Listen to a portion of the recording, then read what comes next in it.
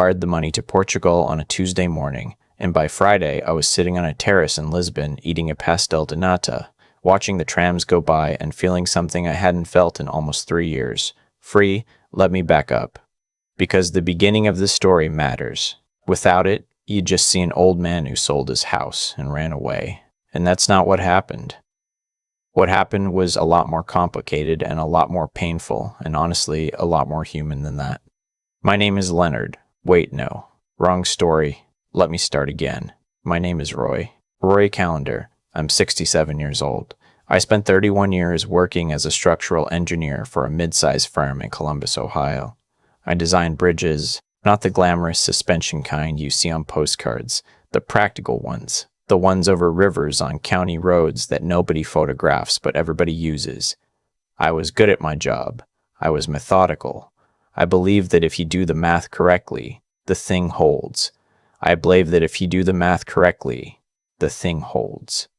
I applied that same logic to my life. My wife, Donna, passed away from ovarian cancer in the spring of 2021. We had 38 years together. I won't go into all of it because some things are too private for this kind of telling, but I'll say this. She was the kind of woman who remembered everyone's birthday without writing it down, who kept a spare key for 3 neighbors in case of emergencies, who cried at commercials for paper towels because the dad looked tired. When she died, the house got very quiet in a way I hadn't prepared for. We have 2 children. My son Darren lives in Denver with his wife and their 2 kids. We talk every Sunday. He offered to fly out and help me go through Donna's things. He did fly out and help me go through Donna's things. He did fly out. He spent a week with me, and we cried some and laughed some and sorted through 40 years of accumulated living. He's a good man. My daughter Melissa is a different story. Melissa is 41.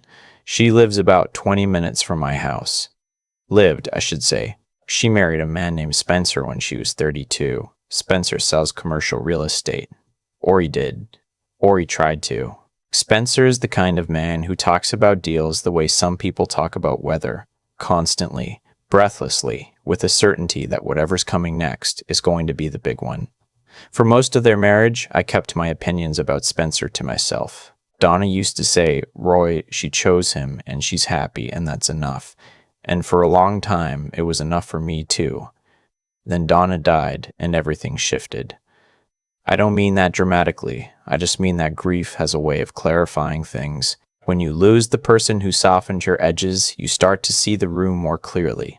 And what I saw in the months after Donna's funeral was that my daughter had slowly become someone I didn't entirely recognize. She called more often, which I appreciated at first, but the calls had a shape to them that I started to notice. She'd ask how I was doing. I'd say fine or not fine, depending on the day, and then she'd steer toward the house. Dad, have you thought about downsizing? Dad, a house that big is a lot to maintain on your own. Dad, have you talked to a financial advisor about your estate? I hadn't. I didn't feel the urgency she seemed to feel. I was 66 years old, in decent health, with a house I paid off in full, a pension from the firm, and Social Security that covered my basics. I wasn't wealthy by any stretch, but I wasn't struggling. The house was worth somewhere around $800,000, maybe more. Columbus had changed a lot in the last 10 years, and the neighborhood had gone from ordinary to desirable without me quite noticing. The calls continued. I answered them. I gave careful, non-committal responses. I thought we understood each other. I was wrong. It was the Saturday after Thanksgiving, 8 months after Donna passed, when Melissa and Spencer came over for dinner. I'd made pot roast because it was Donna's recipe, and I was still in the phase of grief where cooking her food felt like a way to be near her. My grandson Isaac was with him, 9 years old and more interested in his tablet than in pot roast, which I didn't take personally. We ate. It was fine. Spencer talked about a commercial property deal in the short north that was going to be transformative. I nodded. Melissa was quieter than usual. Isaac asked if he could have more rolls. I gave him the rest of the basket. After dinner, Spencer suggested Isaac go watch something in the other room. That was the first sign. Spencer doesn't suggest things unless he's arranging the room for something. Melissa folded her napkin. She looked at me the way you look at someone when you've rehearsed what you're about to say. Dad, she started. Spencer and I have been doing a lot of thinking. Okay, I said. About the future, about our financial situation, and about yours. Mine seems fine, I said. What about yours? She glanced at Spencer. He leaned forward and put his forearms on the table like he was about to pitch something. Roy, I'm going to be honest with you. We're in a tough spot right now. The market has been rough. A couple of deals fell through that we were counting on, and we've got some exposure on a property we invested in that isn't performing the way we expected. I waited. We're behind on the house, Melissa said. Significantly behind. How significantly? Spencer gave a number. It was not a small number. It was the kind of number that meant they hadn't been managing things carefully for quite a while. I sat back. I thought about what to say. I thought about what Donna would say. She would probably have been kinder than what was forming in my mind. I'm sorry to hear that, I said. What's your plan? That's why we're here, Dad. We were hoping you might be willing to refinance the house. Or, we know this is a big ask. Consider letting us use it as collateral for a loan while we stabilize. I looked at her hand on mine. I thought about all the things that hand had held over the years. A crayon, a bicycle handlebar, a diploma, my hand when Donna died. Melissa, I said, this house is my retirement. It's not a bank. Spencer cleared his throat. We understand that, Roy. We're not asking you to give it away. This would be a loan, essentially, with a plan to pay you back once. Spencer, I said, I heard what you said. My answer is no. The silence that followed was not comfortable. Isaac laughed at something in the other room, some cartoon sound effect, and it rang out strange against that silence. Melissa pulled her hand back. Her expression shifted into something I hadn't seen on her face before. Not anger exactly, more like a door closing. Dad, we're your family. I know that. Then act like it. I didn't respond to that. I got up and cleared the dishes. They left shortly after. Melissa hugged me at the door with the stiffness of someone fulfilling an obligation. Spencer shook my hand and said, We'll talk more soon, with a certainty I didn't share. I went to bed that night and didn't sleep much. The next month is quiet in a way that felt deliberate. Melissa's calls became shorter, more transactional, checking in, but not really. Spencer sent me an email with some information about reverse mortgages that I didn't ask for and didn't read past the first paragraph. Then came Christmas. They came over Christmas morning, the three of them, and it was fine on the surface. Gifts, coffee, Isaac eating too many of the frosted cookies I'd made the day before. But underneath it was like sitting in a room where someone had left the gas on. You couldn't smell it exactly. You just felt slightly wrong. After Isaac went to play with his new things, Melissa sat down across from me at the kitchen table and said, Dad, I need you to really think about what's important to you. I think about that a lot, I said. A house this size, alone, it doesn't make sense. Mom's gone. We're worried about you. If something happened to you here by yourself, I'm 66, Melissa, not 90. I know that.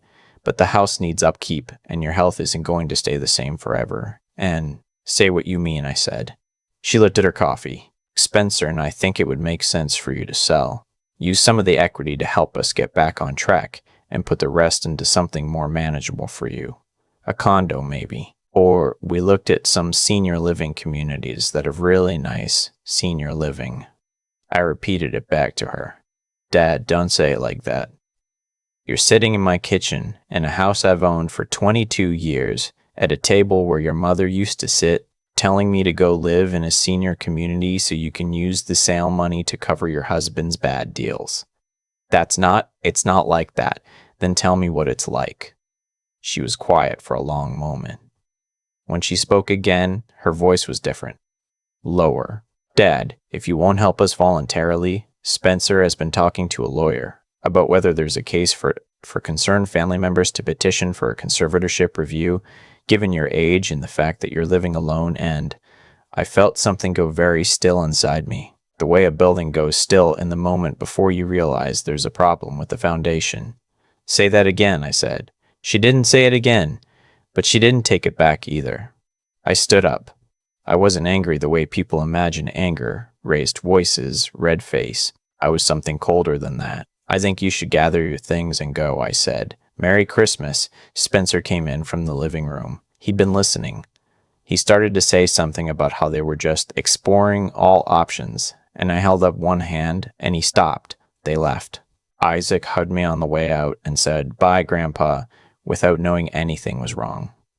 I held on to that hug a second longer than usual. Then I closed the door, sat down at the kitchen table, and stayed there for a long time. I've built things my whole career that had to hold weight. You learn, in that work, that the most dangerous damage isn't the dramatic kind. It's not the bridge that collapses spectacularly. It's the quiet cracking, the slow erosion, the stress that accumulates in a place nobody's looking. By Christmas night, I understood that something had been eroding in my relationship with my daughter for a long time, and that what happened at the table that morning wasn't a beginning. It was a reveal. I didn't call anyone. I didn't panic. I sat, and I thought, and eventually I made some decisions.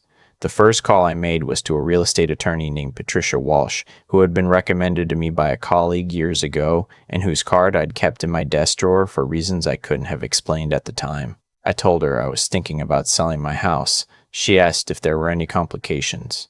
I told her there might be pressure from family, and I wanted to understand what my rights were regarding my own property. She was very clear. The house was in my name. Donna's name had been on it too, and after her death it had transferred entirely to me. It was mine to sell to whoever I chose, at whatever price I negotiated, with the proceeds going wherever I directed. No family member had any legal claim to it without my consent. A conservatorship petition, she explained, is not something that gets approved because adult children are worried about their finances. It requires medical evidence of incapacity. I was not incapacitated. "You're describing people who are pressuring you," Patricia said. "That's one word for it," I said. "Sell the house if you want to sell it," she said, "and keep your own counsel about when and to whom and for how much." I thanked her and hung up. The second call I made was to my son Darren, not to ask for advice, just because I wanted to hear his voice. I told him that Melissa and I had some tension over the house situation. He sighed in the way that told me he wasn't entirely surprised. He said if I ever needed anything to just say the word. I told him I would. Then I got to work. I spent January thinking. I've never been a man who makes big decisions fast. I'm an engineer. I look at the load-bearing elements. I calculate. I wargame. What I was wargaming now was the next chapter of my life, and I needed to be honest with myself about what I actually wanted, separate from what Melissa wanted, separate from what would be easiest, separate from what I thought I was supposed to do as a widower in his late 60s in a big house in Ohio. Here's what I knew. I was not ready to be finished. I was not sick. I was not confused. I was grieving, which is different. And I had a house worth, as it turned out, when I had it appraised in February, just over $900,000. I also knew this. I had always wanted to spend time in Europe. Donna and I had talked about it, had saved a folder of printed articles about places we wanted to see, had told ourselves next year for 15 years until there were no more next years. The folder was still in the desk drawer. I found it when I was looking for Patricia Walsh's card. It sat on the desk while I thought. In March, I listed the house. I did not tell Melissa. I did not tell Spencer. I asked my real estate agent, a steady and competent woman named Carol Brandt, to be discreet, which she was. The listing photos went up on a Wednesday. By the following Monday, I had 3 offers. I accepted one for $880,000, closed in 60 days. During those 60 days, I did several things in a particular order. I opened a new individual checking account that was mine alone, moved my pension direct deposit there, and directed the proceeds of the house sale. There when closing came. I spoke to a fee-only financial planner named Gerald Moss, who helped me understand exactly what I had, what it would generate, and what a comfortable life in Western Europe would actually cost. Because I had done enough reading to know that a mid-sized city in Portugal, for instance, was significantly less expensive than Columbus, Ohio, and that there were tax treaties and visa programs designed for exactly the kind of retired American I now was. I applied for a D7 passive income visa for Portugal. I arranged for my mail to be forwarded to Darren's address in Denver. I sorted through the house, every room, every drawer, and I kept what mattered and donated or sold the rest. Donna's wedding china went to a young couple at the church who were just starting out and genuinely loved it. Her gardening tools went to the neighbor 2 houses down who had admired her hydrangeas every summer for 12 years. Her recipe box, the actual wooden one with the index cards in her handwriting, came with me. I booked a one-way flight to Lisbon departing May 14th. There's one more thing I did, and I'll tell you about it because it's the thing people always want to know. I did not disappear without a word. I'm not that kind of person. I wrote letters, actual paper letters, handwritten, because some things deserve the weight of that. To Melissa, I wrote, "I love you. I have loved you since the moment I held you, and that hasn't changed. But what you asked me to do at Christmas, and more than that, the way you asked it, that's not something I can set aside. I am not angry. I am not punishing you. I am choosing my life the way I've always tried to choose it, carefully, and based on what I actually believe, rather than what I'm being pressured to believe. I hope you get through your financial situation. I hope Spencer finds his footing. I hope Isaac grows up knowing his grandfather not as someone who was managed into a corner, but as someone who made a decision and stood behind it. I'll be in touch when I'm ready. I love you." To Darren, I wrote a different kind of letter. Warmer, more detailed, with my new address and phone number and a standing invitation to come visit because his kids had never been to Europe and it was time. I sent the letters the morning of May 13th, the day before my flight. I was not in Columbus to see Melissa's reaction. Darren called me 2 days after I landed to say she'd called him, upset.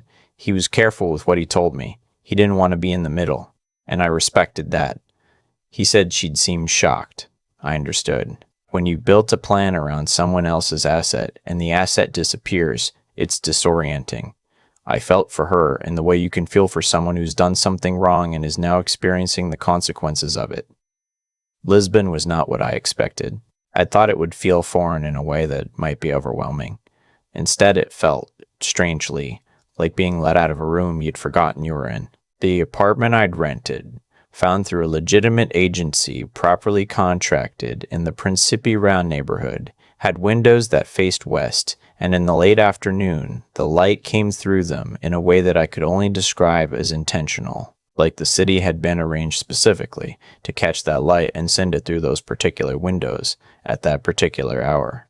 I joined a language class. My Portuguese is, as of now, functional but not graceful, which my instructor my instructor Felipa says is coming along.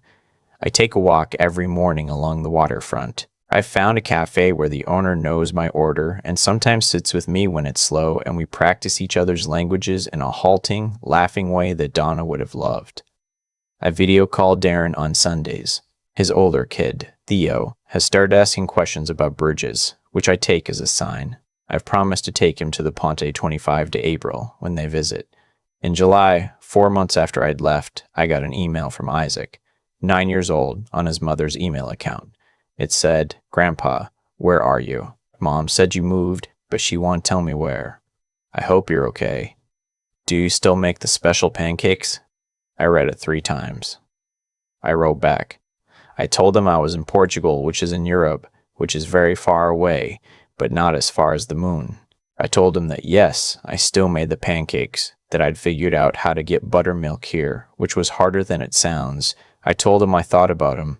I asked about school. I asked if he was still playing soccer. He wrote back in 11 minutes. He'd asked his mom to help with the spelling. The email was 4 sentences long and ended with, "I love you, Grandpa." I saved it to a folder I keep on my laptop. From Melissa, I've had 2 messages. The first came in June. Formal. A little stiff. Saying that she and Spencer were working through things and that she hoped I was well. I wrote back something simple and warm. I did not offer money. I did not invite further conversation about finances. The second came in September. It was longer. She said she was seeing a therapist. She said she thought Spencer might have had a gambling problem that she hadn't wanted to admit, and that she was starting to understand that she put some of that onto me in ways that weren't fair. She said she was sorry. Not a full accounting. These things rarely come as a full accounting all at once, but it was real. I could tell the difference. I wrote back the same day. I told her I appreciated her saying that. I told her I loved her. I told her I loved her. I told her that when she was ready to talk on the phone, I was here. We haven't talked yet. But the door is open in a way it wasn't before. Maybe that's enough for now. My financial planner, Gerald, had estimated that on my current spending, the proceeds from the house, invested conservatively, along with my pension and Social Security, would sustain my lifestyle here for well past my actuarial life expectancy. I won't pretend that doesn't matter. It matters a great deal. The security Donna and I built together, across 38 years of careful living, 2-week vacations instead of 3, cars we kept for 10 years, a house we didn't refinance when everyone else was taking cash out. That security is what made this possible. Nobody handed it to me. Nobody handed it to Melissa either. And that's a thing I think she's beginning to reckon with. There are mornings here, and there are many of them, when I sit with my coffee at the west-facing windows and feel the complicated thing that is being alive after you've lost someone central to your life. Donna is not here to see this. That's a grief that doesn't fully close. I keep her recipe box on the kitchen shelf. Sometimes I open it just to see her handwriting. Those index cards with her neat, particular cursive, little notes in the margins about what to change next time. Proof that she was always thinking about next time. Proof that she was always thinking about next time. I try to think about next time too. I did not sell my house and fly to Portugal to punish my daughter. I want to be clear about that, even here at the end of this telling. I did it because I looked at the remaining years of my life and I decided they were mine. Because I built bridges for 31 years that held weight they were never supposed to hold, and somewhere in that work I forgot to ask what I was built to hold. Because Donna's recipe box was sitting in a drawer, and the folder of places we'd never gone was sitting next to it, and that was 67 years old, and it was May.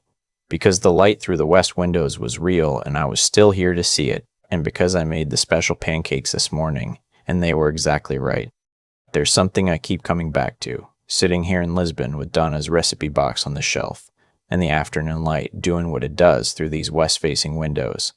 It's not anger, and it's not regret. It's more like a quiet reckoning with the way things actually work. Not the way we wish they worked, but the way they genuinely do, when you're willing to be honest about it. What happened between me and Melissa didn't come out of nowhere. That's the part that took me the longest to sit with. The pressure, the entitlement, the Christmas morning conversation that cracked something open between us, none of it appeared from thin air. It grew in the space where I'd been too accommodating for too long, where Spencer had never been held accountable, where Melissa had slowly learned that family love was a lever she could pull. I don't say that to be cruel to her. I say it because it's true, and because understanding it is the only way either of us moves forward. I think about integrity a lot these days. Not the word people put on motivational posters. The real thing. The unglamorous kind. The kind that means your actions and your values are the same thing, even when nobody's watching, even when it costs you something. I had to ask myself, sitting at that kitchen table on Christmas night, whether I was living with integrity or whether I was living in a way that looked like peace but was actually just avoidance.